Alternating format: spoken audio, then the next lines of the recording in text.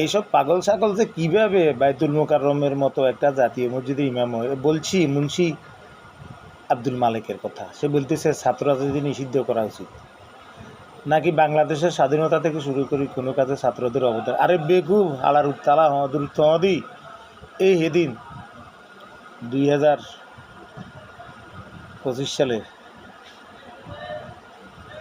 ছাত্রদের যে জুলাই বিপ্লব, সে জুলাই বিপ্লবটা কারা করেছে? ছাত্রই তো করেছে। তো করে যে কী বানায়, লেখাপড়া নাই এ পর্যন্ত, বা সারা বিশ্বে বাংলাদেশের যে বদনাম হয়েছে, যত মুফতি আছে, মাসুদ, বসির, আরও কয়েকজন আছে নাস্তিক, এরা সব মুফতি থেকে হয়েছে। লেখা নাই, পড়া নাই, দেয়াবন্দি, ইংরেজদের শিখানো মাজার সিস্টেম, কাফেরি কুফুরি মতবাদে বিশ্বাসী এরা, মোশেক।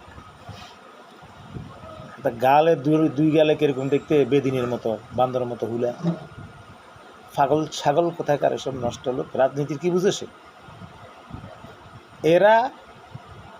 আর ওই দেয়াবন্দি সিস্টেমের ওই যে জোনাই দাবি দেখতে জোকারের মতো লাগে, নষ্ট পাগল। রাজনীতির বুঝে না এরা। কিছু চান্দা মান্দা কালেকশন করি মাদ্রাসা পা নাই, কিছু করেছে।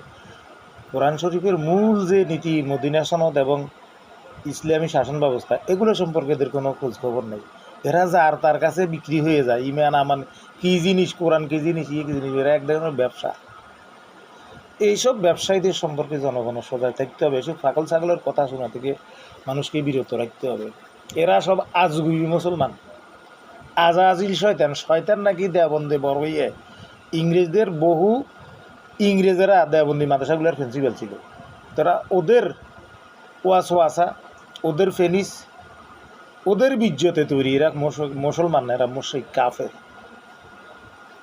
এদের সাথে কিছু লোকজন একত্রিত হয়েছে, তারা এই যে বর্তমান জাতীয়তাবাদী নামে মানুষ রচিত কুফরি মতবাদের অনুসারী 18 দফা 19 দফার রাজনৈতিক দল, এদের সাথে একমত হইতেছে আলেম ওলামা ইসলামের বিরুদ্ধে।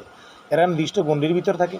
মাঠে ময়দানে যারা ব্যাপকভাবে ইসলামের জন্য কাজ করতেছে, জামাত ইসলামী, ইসলামী ছাত্র শিবির, ইসলামী আন্দোলন সহ ইসলামী দলগুলো, এদের সাথে এদের কোনো কানেকশন, আল্লাহ রাসূলের সাথে এদের কোনো কানেকশন নেই। এদের কানেকশন হলো শয়তানের সাথে, মাজারের সাথে, ফিরের সাথে, তথাকথিত মুফতি নামের কলঙ্ক, অমুসলিম। এদেরকে অমুসলিম কাফের ঘোষণা করে দ্রুত হেনস্থ করা উচিত, জুতে মারা উচিত। এ সমস্ত জাতীয় প্রতিষ্ঠান থেকে বের করে দেওয়া উচিত। আসসালামু আলাইকুম।